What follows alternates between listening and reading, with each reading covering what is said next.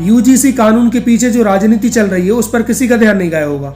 आज मैं आपको बताता हूं कि वोट बैंक की राजनीति क्या होती है। देखो, यूजीसी बिल आने के बाद कांग्रेस के पास बहुत अच्छा मौका था बीजेपी पर अटैक करने का, स्पेशली तब जब अपर कास्ट में गुस्सा भरा हुआ है। लेकिन कांग्रेस और सभी अपोजिशन पार्टीज ने इस पर चुप्पी बनाई हुई है। जो कांग्रेस सोशल जस्टिस की बात करती है और बीजेपी ने जब अपर कास्ट के अगेंस्ट एक बाइस्ड बिल लाया है तो फिर वो इसका विरोध ही नहीं कर रही है। वो सोच रही है कि बीजेपी के कुछ अपर कास्ट वोटर उनसे नाराज होकर उनकी तरफ आ जाएंगे और साथ ही रिजर्व कैटेगरी वाले वोटर्स भी खुश रहेंगे, इसीलिए चुप रहना ही बेहतर है। और अगर राहुल गांधी ने यूजीसी पर बोलने की कोशिश भी करी तो बीजेपी उनको तुरंत एंटी सवर्ण घोषित कर देगी। और अभी बीजेपी इस बात से घबराई हुई है कि अगर उसने यूजीसी को वापस ले लिया तो उनके तुरंत जो 75% रिजर्व कैटेगरी के वोट है वो कट जाएंगे, और नहीं लिया तो सवर्ण जीना हराम कर देंगे। और मुझे लगता है कि जो यूजीसी बिल है वो एक बहुत बड़ी साजिश का हिस्सा है। अगली साल ही यूपी में इलेक्शन है और हो सकता है कि बीजेपी ने योगी जी को हटाने के लिए पूरी तैयारी कर रखी हो। मैं ऐसा क्यों बोल रहा हूँ? क्योंकि पूरे भारत में जो नेक्स्ट पीएम का फेस दिखाई देता है वो योगी जी का दिखाई देता है। क्योंकि बीजेपी करती है हिंदुत्व की राजनीति और हिंदुत्व के चेहरे के तौर पर